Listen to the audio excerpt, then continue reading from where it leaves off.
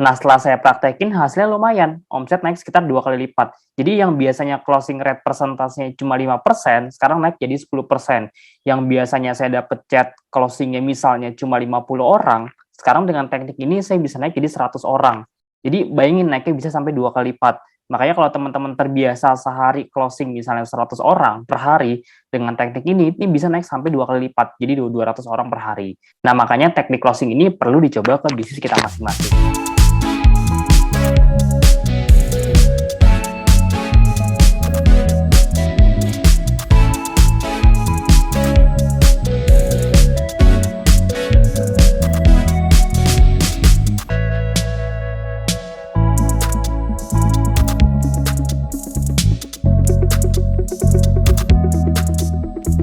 Halo semuanya, Assalamualaikum warahmatullahi wabarakatuh. Berjumpa lagi dengan saya. Di video kali ini kita akan membahas tentang 8 teknik closing menggunakan WhatsApp marketing. Khususnya ini buat teman-teman yang iklannya atau ads-nya dari landing page menggunakan WhatsApp marketing. Karena ada beberapa yang menggunakan formulir, ada beberapa juga yang menggunakan WhatsApp. Nah, ini khusus untuk teman-teman yang menggunakan WhatsApp untuk sarana closing. Nah, sebelum kita mulai, saya mau ucapin terima kasih banyak buat support dari teman-teman semua. Saya baca komennya di YouTube sama di Instagram, banyak yang komen, ya alhamdulillah merasa terbantu, omsetnya juga lumayan banyak yang naik, dan ilmunya semua hampir bisa dipraktekkan. Harapannya semoga channel ini bisa terus memberikan manfaat ke teman-teman semua. Nah, buat yang nanya kelas private Facebook sama Instagram Ads, teman-teman bisa langsung kontak aja ke nomor WhatsApp yang udah saya taruh di home atau di beranda. Gitu. Kita adainnya ngacak, jadi saya juga nggak tahu ngadainnya kapan. Ya kalau memang ada waktu ya mungkin saya adain gitu. Jadi memang ini bukan proyek utama. Tergantung dari waktu kosongnya kapan. Yang jelas saya batasin jadi cuma 3-5 orang aja per batch-nya. Gitu. Oke, kita langsung masuk aja ke materinya. Jadi yang pertama, sebelum saya masuk ke teknisnya, kita perlu dulu pahami soal mindset-nya. Nah, ini sebenarnya salah satu indikator yang perlu kita pelajari secara dalam. Karena banyak teman-teman yang jago ngiklan, yang udah berhasil ngiklan, berhasil mendatangkan traffic, tapi pas closing melempem. Jadi iklannya murah, iklannya bagus, kontennya bagus, landing page view-nya juga oke, lead-nya oke, tapi pas chat masuk ke WhatsApp, itu closing-nya malah rendah. Nah, makanya saya buat video ini tujuannya biar teman-teman bisa memperbaiki closing rate-nya juga. Gitu. Nah, sebenarnya faktornya apa aja sih? Pertama, sebelum kita masuk ke teknis, ada beberapa mindset closing yang tepat yang perlu teman-teman pelajari. Nah, yang pertama, sebelum kita jualan, ya kita harus yakin dulu, gitu, yakin dan percaya dengan produk yang kita jual. Khususnya pemain dropship, karena mereka kan biasanya kayak nyari produk di marketplace atau nyari produk dari supplier yang kayak tanda kutip sekedar nyari profit gitu. Jadi mereka tujuannya ya sekedar jualan, tapi mereka nggak paham detail ini manfaatnya buat apa, efeknya mereka nggak yakin dan nggak percaya. Dan percaya atau enggak, ini nular loh ke konsumen. Jadi aura yang kita bawa, ibaratnya kita mau jual produk A, tapi kita yang nggak yakin, kita yang nggak percaya, itu entah gimana caranya kayak auranya tuh nyampe gitu ke konsumen. Dari bahasa landing page-nya, dari bahasa iklan, itu kayak sekedar jualan aja, tanpa kita yakin dan percaya dengan produk kita. Makanya penting banget di awal teman-teman harus yakin dulu dan percaya dulu dengan produk yang kita jual. Dalamin dulu manfaatnya buat apa, cari testimoninya dulu gitu. Jadi kita yakinin dulu diri kita sendiri sebelum kita jualan ke orang. Itu kan sebenarnya prinsip yang dasar banget, tapi banyak juga orang yang miss gitu. Khususnya pemain dropship, karena kalau produk brand sendiri, yaitu biasanya tingkat yakinnya lebih tinggi gitu dibandingkan produk dari orang lain. Nah, itu yang pertama. Yang kedua, nah ini level tertingginya lagi nih. Kepercayaan yang kita punya harus sampai ke konsumen. Bahkan bisa bikin mereka yakin dan percaya terhadap produk tersebut. Jadi kalau level pertama kita yang harus yakin, nah level kedua gimana caranya keyakinan yang kita punya, kepercayaan yang kita punya tentang produk ini nyampe ke mereka. Ini nggak gampang, karena saya juga butuh waktu yang cukup lama untuk dalamin ini, gitu. Kalau bikin kita percaya, ya gampang. Kita tinggal pelajarin, kita tinggal kulik-kulik, lama-lama kita akan percaya dan yakin sama produk kita. Tapi kalau bikin mereka jadi percaya, nih ini yang gak gampang. Dan ini sebenarnya memang tantangan ketika kita mau jualan. Nah, solusinya seperti apa? Agar kita bisa membuat mereka yakin. Nah, kita perlu menggunakan konten dan branding yang tepat. Ya, kalau ngomongin branding, saya pun masih belajar. Tapi seenggaknya dengan konten yang berkualitas, kita bisa menyampaikan produk kita ke para calon konsumen kita. Karena satu-satunya cara menyampaikan tentang keyakinan dan kepercayaan, ya harus lewat konten. Gitu. Bahasa kontennya kita atur, kita bikin skripnya, kita tonjolin semua manfaatnya, benefitnya, testimoni, influencer, dan lain sebagainya, yang tujuannya agar membuat mereka jadi lebih yakin dengan produk kita. Oke, Nah, yang ketiga, niatkan membantu untuk memberikan solusi. Jadi kayak tanda kutip bukan cuma sekedar jualan, bukan cuma sekedar jualan aja, tapi niatkan teman-teman untuk ngebantu mereka, ngebantu masalah mereka apa, dan kita datang sebagai pemberi solusi. Karena ya banyak juga gitu orang-orang yang dropshipper yang tujuannya pengen cepat dapat uang, jadi mereka kayak asal jualan, niatnya bukan buat ngebantu, ya sekedar jualan aja, hit and run, itu efek dan auranya ternyata berasa loh ke konsumen. Yang tadi saya bilang bahasanya berasa, di landing page juga berasa, dan lain sebagainya. Jadi memang niatkan membantu untuk memberikan solusi kepada mereka yang membutuhkan. Gitu, oke. Yang keempat, nah teman-teman bisa gunakan 4 metode ini. Apa aja metodenya? Yang pertama, gali kebutuhan atau keinginan konsumen. Jadi di awal, sebelum kita jualan, kita gali dulu nih kira-kira kebutuhan mereka apa, keinginan mereka apa, nah kira-kira cocok kan dengan produk yang kita kasih. Itu yang pertama. Yang kedua, gali kendala atau masalah. Nggak apa-apa nggak beli, yang penting kita tahu masalah mereka tuh apa. Karena dasarnya itu mereka mau beli atau enggak, itu bukan cuma karena produknya aja. Tapi mereka akan nanya, ini kira-kira produk A, produk ini bisa nggak sih beneran nyembuhin penyakit saya? Bisa nggak sih ngasih solusi buat masalah-masalah saya? Nah itu sebenarnya. Mereka beli pelangsing badan, mereka tuh kayak tanda kutip nggak peduli mau produknya dari Cina kayak dari Jepang, dari Indonesia. Yang penting ini produk aman atau enggak, dan mereka dan beneran bisa nyembuhin saya enggak, dan beneran bisa ngebantu saya turun nggak berat badannya. Jadi kita gali dulu kemauan dia apa, kebutuhan dia apa, barulah kita sesuaikan dengan produk yang memang kita jual gitu, kita rekomendasikan. Jadi kita harus tahu detail dulu nih, dia butuhnya apa sih, dia pengennya apa sih, jangan ucuk-ucuk tiba-tiba jualan, kita nggak tahu kebutuhan dia apa, tiba-tiba langsung nawarin, nah di situ akhirnya terjadi mismatch gitu. Yang kita tawarin belum tentu yang dia butuhin. Jadi tanya dulu, pastiin dulu dia butuhnya apa, pengennya apa, nah nanti baru kita masuk ke level selanjutnya. Oke, yang kedua tadi gali masalah atau kendala. Jadi kalau misalnya dia udah tahu masalah dia apa, kalau dia udah tahu kebutuhan dia apa, apakah dia langsung beli produk kita? Misal saya jual produk madu slimming, saya udah tahu nih dia pengen turun berat badan. Oh, cocok nih dengan madu ini karena dengan konsumsi ini bisa turun sekian sekian sekian misalnya. Tapi emang langsung beli belum tentu. Kenapa? Ini yang nomor dua. Karena dia punya masalah berikutnya, dia punya kendala berikutnya. Banyak orang bilang false belief. Jadi keraguan di otak itu masih banyak banget, kayak dia takut ini penipuan atau bukan, udah ada BPOM-nya atau belum, harganya mahal atau enggak, beneran dikirim sampai rumah atau enggak, testimoninya banyak atau enggak, dan masih banyak segudang keraguan yang mereka alamin. Jadi di sini poinnya, nggak apa-apa nggak beli di awal, yang penting kita tahu dulu nih, kira-kira dia kendalanya apa, masalahnya apa. Teman-teman gali aja, kira-kira apa sih yang bikin mereka ragu. Nah, ini ada beberapa tips, kalau misalnya teman-teman agak ragu atau agak segan untuk nanya ke konsumen, kita bisa menerka-nerka. Jadi kita bisa bikin kuesioner, kita bisa bertanya, atau kita bisa lihat review dari orang-orang yang memang pengen turun berat badan. Kalau saya biasanya saya nyari tips di entah Tokopedia, nyari review maksudnya, nyari review di Tokopedia atau di Shopee, pokoknya di marketplace. Nah, saya lihat kira-kira bahasa yang mereka gunakan tuh bahasanya apa. Kan ada yang bintang 1 sampai bintang 5 tuh. Nah, saya kadang suka bacain yang bintang 1 itu apa aja sih ulasannya, kayak misalnya produknya kurang bagus, packaging-nya juga kurang rapi. Terus kalau bintang 5 kira-kira apa sih yang dia tonjolin. Nah, itu bahasa-bahasa yang kita bisa gunakan untuk bahasa marketing juga. Gitu. Itu yang pertama. Nah, tips kedua, teman-teman bisa catat kira-kira masalah paling banyak yang diraguin sama banyak orang itu apa. Misalnya yang pertama, takut ada efek sampingnya, takut barangnya nggak sampai, takut nggak berhasil, dan masih banyak lainnya. Nah, poin-poin itu kita catat kalau bisa, kita catat. Dan yang ketiga, kita bikin rangkuman kendala yang akan dijadikan SOP untuk konten dan tim admin. Jadi, di awal mungkin kita masih menerka-nerka ya, kira-kira masalah orang ini kenapa sih belum beli. Tapi ketika kita sudah punya bahannya, oh, gara-gara dia takut ini, takut ini, takut ini, kita catat tuh lumayan panjang, ya udah, nanti kita jadikan SOP sebagai bahan broadcast dari WhatsApp kita. Jadi, kita punya SOP untuk balas chat, kita menggunakan poin ini ya, yang kedua poin ini ya, kalau dia ragu kita kasih poin yang ini ya. Nah, saya tuh punya SOP seperti itu. Jadi kalau ada orang yang nanya garansi, saya udah punya auto text khusus garansi. Kalau ada orang yang nanya soal halal, saya udah punya auto text khusus halal. Kayak ada orang yang nanya soal BPOM, saya juga udah punya auto text-nya. Jadi saya punya list-nya, saya punya SOP-nya. Ketika dia ragu soal A, itu saya punya senjatanya, ibaratnya seperti itu. Oke, itu yang ketiga.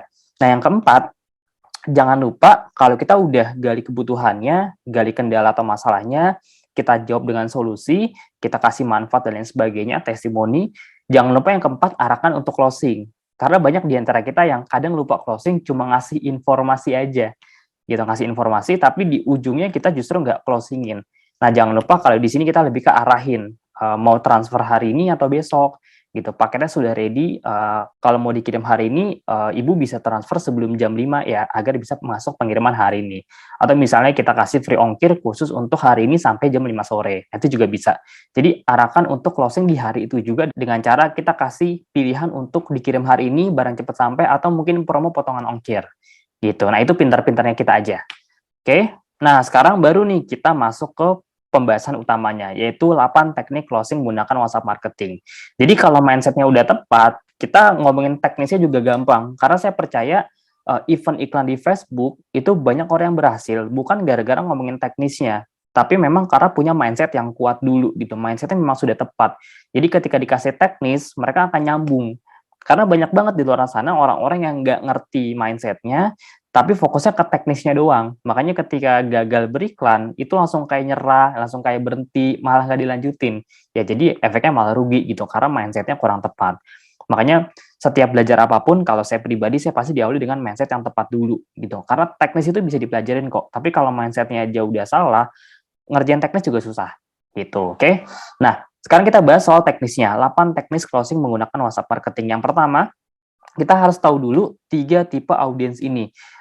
Di WhatsApp kita itu ada banyak data, ada banyak kategori, ada orang-orang yang emang udah siap beli, ada orang-orang yang bahkan chat kita tapi nggak tahu produk kita apa, dan ada orang-orang yang udah beli juga gitu. Jadi kategorinya macam-macam. Nah, pertama teman-teman bikin dulu nih, ini sumber chatnya datang dari mana? Ini orang-orangnya orang-orang yang memang masuk ke chat kita yang udah lihat landing page lengkap, dia udah tahu harga, atau yang nggak tahu sama sekali gitu. Atau bahkan orang yang chat kita ini memang orang-orang yang ibaratnya udah siap beli gitu. Nah, kita bedain dulu karena setiap teknik itu pasti beda-beda.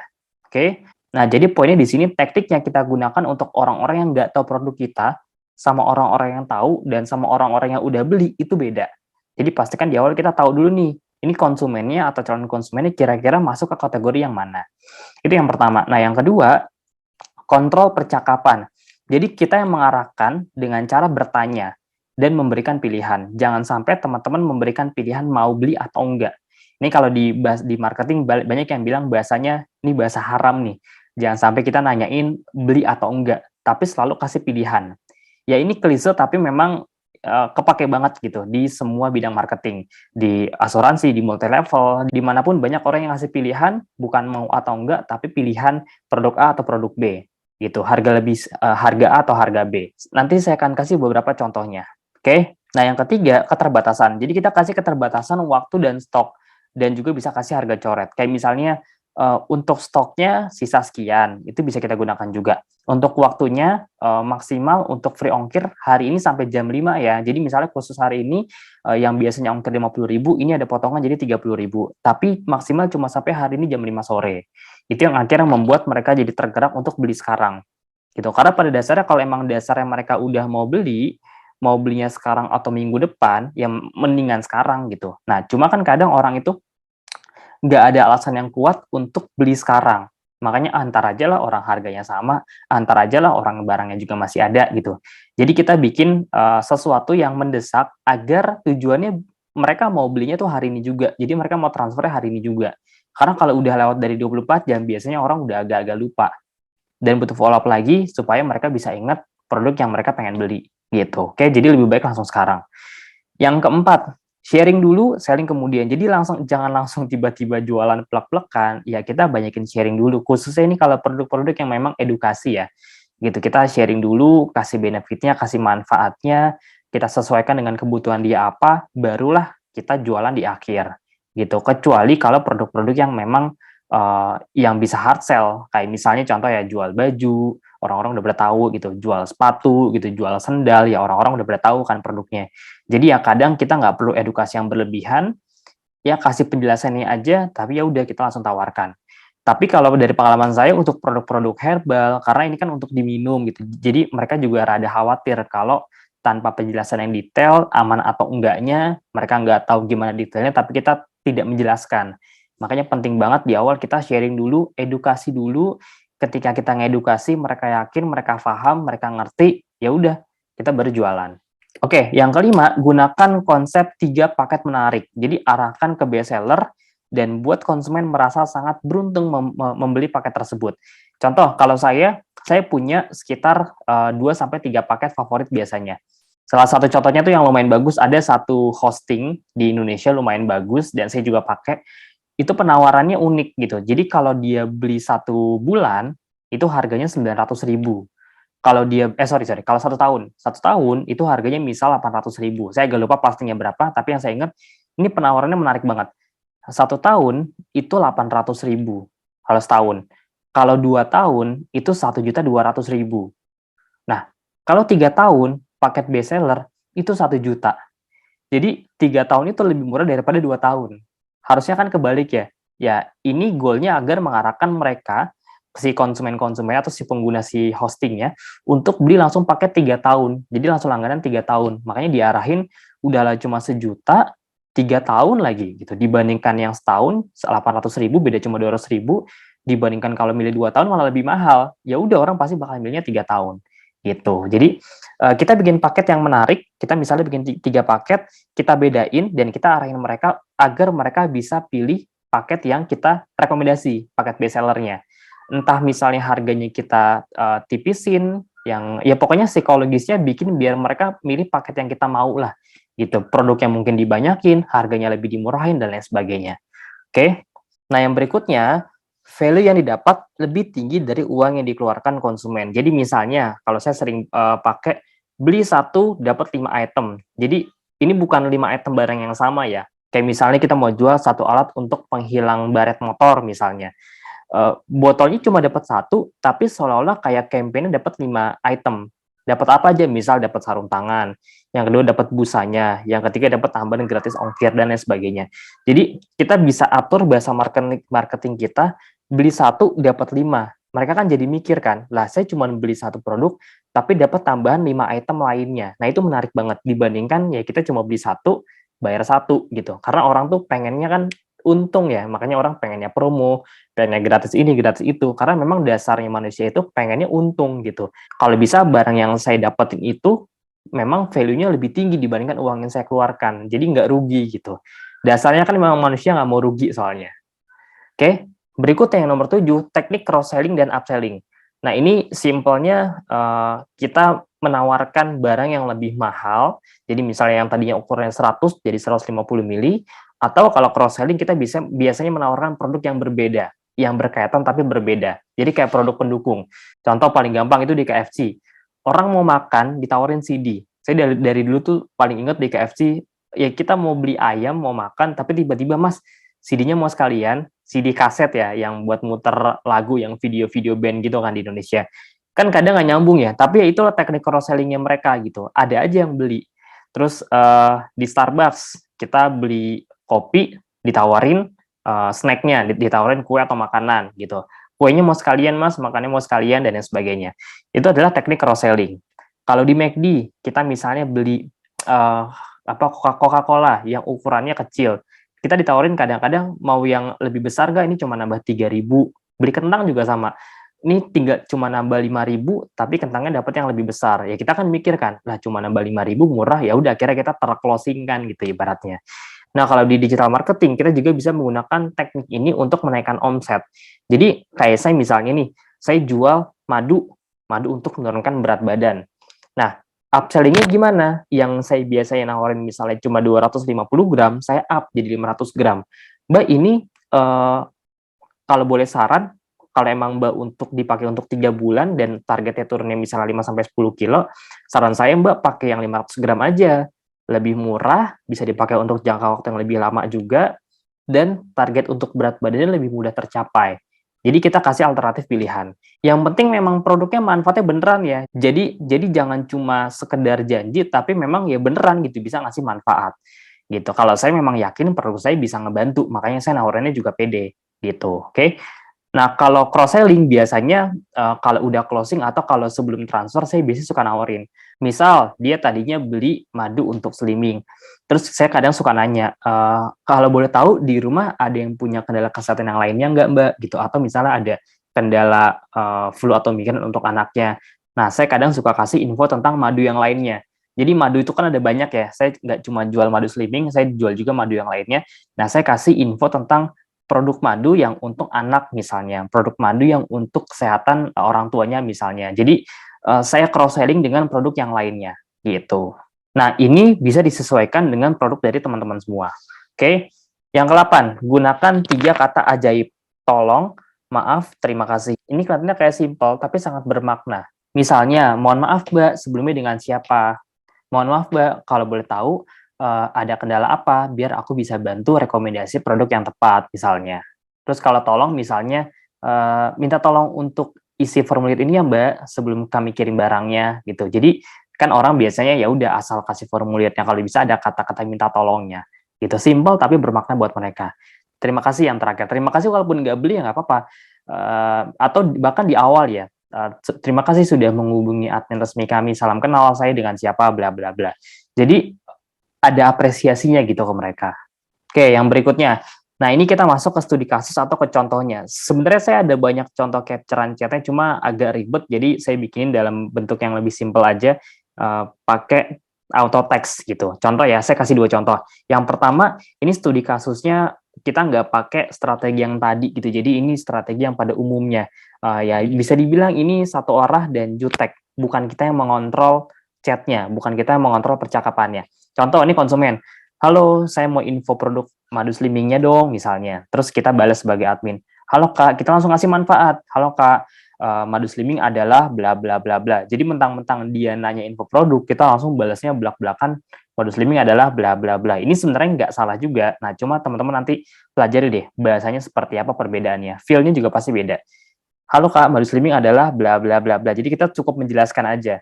Nah, kalau dia balas, ya bagus. Tapi kan kebanyakan orang kalau emang kadang nggak butuh-butuh atau nggak dipancing, biasanya dia akan berhenti gitu. Kayak segan untuk mungkin nanya duluan. Terus konsumen mungkin nanya lagi, harganya berapa Min? Nah, kita balas lagi, 250.000 per botol Kak. Dah, stop. Terus dia nanya lagi, bisa nggak turun sampai 5 kilo? Kira-kira waktunya berapa lama? Bisa Kak, konsumsi 2 sampai 3 kali sehari, cara minumnya begini begini begini, bisa menurunkan sampai 2 sampai 3 bisa menurunkan 5 sampai 10 kilo misalnya, dalam waktu misalnya 3 bulan, gitu. Konsumen nanya lagi, misalnya calon konsumen, "Ongkirnya berapa?" Nah, kita balas lagi, "Ongkirnya 55.000." Kelihatan ya, ini, chat yang pertama, studi kasus yang pertama. Nah, studi kasus yang kedua, kita samain. "Halo, saya mau nanya info produk madu slimming-nya dong," dari konsumen. Nah, dari admin kita balas lebih welcome. "Halo Kak, salam kenal. Kalau boleh tahu, apakah Kakak ada kebutuhan atau kendala yang dialami agar aku bisa berikan solusi yang sesuai dengan kebutuhan Kakak?" Gitu. Jadi sesuai dengan yang info yang tadi saya kasih sebelumnya, kalau bisa kita yang direct gitu, kita yang mengontrol percakapan dengan cara kita yang nanya, kita yang ngasih pilihan. Jadi kalau kita bisa ngontrol, kita bisa ngarahin mereka. Dibandingkan kita ngasih info, mereka akan pasif. Tapi kalau kita yang ngontrol, kita yang bikin pertanyaan, kita yang ngatur alurnya, bahkan kita juga bisa mengarahkan sampai ke closing nanti, gitu. Nah, ini contohnya ya. "Halo, salam kenal, kalau boleh tahu bla bla bla." Jadi kita tanya dulu kebutuhannya apa, atau kendala yang mereka alami apa, agar aku bisa kasih solusi yang sesuai dengan kebutuhan Kakak, gitu, oke? Konsumen, saya mau turun berat badan 5 kilo, tapi jarang olahraga misalnya. Ini kan kendala dia sebenarnya misalnya ini, atau saya mau turun 5 kilo, tapi saya suka makan, susah berhenti makannya. Nah, adminnya balas, "Oh gitu, untuk target 5 kilo, Kakak bisa bisa coba paket yang premium ya, atau yang misalnya basic ya. Nah, sebelumnya aku jelasin dulu ya, biar lebih detail." Nah, di sini kita jelaskan manfaatnya apa, cara kerjanya gimana, testimoninya gimana, harga madu sleeping-nya berapa. Kita kasih rekomendasi rekomendasi paket yang terbaik buat mereka, gitu. Dan diakhiri dengan pertanyaan. Jadi, kuncinya selalu diakhiri dengan pertanyaan. Itu kunci kalau kita mau ngarahin mereka. Jadi jangan cuma jelasin, tapi kalau bisa ditutup dengan kalimat pertanyaan. Kayak gini misalnya, "Kira-kira lebih cocok paket basic atau premium yang best seller, Kak?" Nah, dan di sini kalau bisa teman-teman rekomendasi paket bundling yang menarik yang tadi kita bahas sebelumnya ya, agar mereka juga bisa pilih mana paket yang memang dia suka gitu, yang paling cocok. Oke, terus dia nanya, misalnya nggak langsung beli, ongkirnya berapa? Atau mungkin masih banyak hal yang dia ragu. Ongkirnya berapa? Nah, kita balas, ongkir ke Kalimantan 55.000. Tapi khusus sampai sore ini ada potongan jadi 20, jadi hanya bayar 20.000 aja. Apapun dia nanya soal garansi, pengiriman berapa lama, terus ini aman atau enggak, kita balas dengan diakhiri dengan pertanyaan gitu. Oke. Dan kalau saya pribadi biasanya saya pakai teknik setiap dia nanya apapun, saya berusaha meyakinkan dia dengan konten dukungan. Contoh, dia nanya soal garansi. Bener nggak sih ini bisa beneran turun berat badan misalnya? Walaupun kalau di dunia kesehatan kan kita nggak bisa ada garansi. Nah, dia nanya soal tadi garansi misalnya. Pertama saya akan kasih copywriting-nya, saya bilang, "Iya Kak, udah banyak yang ngebantu." Nah, tapi untuk meyakinkan mereka, saya tambahin foto sama video. Jadi orang-orang yang sudah berhasil dengan produk saya kan lumayan banyak tuh. Itu saya capture-in, saya rekam videonya, ya udah saya kasih ke mereka semua. Terus dia ragu soal pengiriman, pasti sampai atau enggak. Saya nggak cuman bilang pasti sampai, selain saya bilang, dijamin sampai kok, paling lama sekian hari, kalau enggak misalnya bisa refund, misalnya ya. Atau misalnya bisa diganti dengan yang baru, misalnya. Itu saya nggak cuma sekedar ngomong gitu, tapi saya tambahin dengan buktinya. Misalnya ada pengiriman testimoninya 3 hari sampai, 2 hari sampai, terus bahkan saya kirim foto-foto yang udah di-packing, tinggal kirim ke dia gitu ibaratnya. Jadi, ini barangnya udah ready nih Kak, tinggal kita kirim aja maksimal sampai jam 5 sore kalau mau masuk ke pengiriman hari ini misalnya. Jadi, tambahkan, kalau saya bilangnya tambahkan media entah foto atau video yang bisa bikin mereka jadi lebih yakin. Karena kalau cuma baca itu biasanya mereka agak kurang, tapi mereka butuh bukti gitu. Makanya penting banget untuk kita punya konten foto atau video untuk mendukung dan bikin mereka jadi lebih yakin. Oke, jadi kebayang ya teman-teman ya. Ya teman-teman bisa lihatlah kira-kira dengan pola seperti ini lebih enak yang mana bahasanya gitu. Dan ini berlaku untuk semua produk ya. Misal kayak teman-teman jual produk yang hard selling, langsung aja tanya gitu, kira-kira mau warna yang apa, merah atau biru, mau size yang berapa. Jadi kitanya harus lebih aktif, harus lebih banyak nanya. Karena kita nggak bisa mengharapkan mereka nanya gitu, nggak bisa mengharapkan mereka jadi beli kalau kitanya aja lebih pasif. Kayak gini nih contoh chatnya, nggak semua orang mau nanya kayak gini, biasanya banyak yang cuma ngerit doang gitu, banyak yang nggak baca, bahkan banyak yang udah chat tapi udah kita chat lagi nggak bales. Nah, gimana Mas solusinya kalau misalnya banyak yang kayak ngacangin gitu atau nggak bales sama sekali? Yang pertama, pastiin teman-teman iklan retargetingnya aktif. Jadi biar dia ngelihat di Instagram, di Facebook, itu tetap kebuka gitu, tetap. Jadi pas dia ngeliat di Facebook sama Instagram, mereka tetap ingat dengan produk kita. Nah, yang kedua, follow up. Follow up dengan konten yang berbeda, dengan copywriting yang berbeda. Nah, untuk follow up, nanti saya akan bahas di video setelah ini, karena ini udah cukup panjang ya. Jadi, setelah ini kita akan bahas lebih detail gimana caranya teman-teman bisa follow up untuk menaikkan omset juga, tanpa harus mengeluarkan budget iklan lagi. Oke, saya kira cukup. Ini udah lumayan panjang videonya. Makasih banyak buat teman-teman yang udah bertahan nonton sampai akhir, keren banget. Karena saya yakin nggak semua bisa nonton sampai selesai. Semoga bermanfaat, jangan lupa dipraktekin. Dan mungkin terakhir, buat teman-teman yang mau request, mungkin bisa kasih feedback kira-kira mau request video apa. Kalau memang cocok, nanti saya coba kulik materinya. Gitu. Dan buat yang nanya info kelas private, teman-teman bisa langsung aja kontak di WhatsApp yang ada di bio atau di beranda YouTube ini. Oke, terima kasih banyak. Sampai jumpa lagi di video berikutnya. Assalamualaikum warahmatullahi wabarakatuh.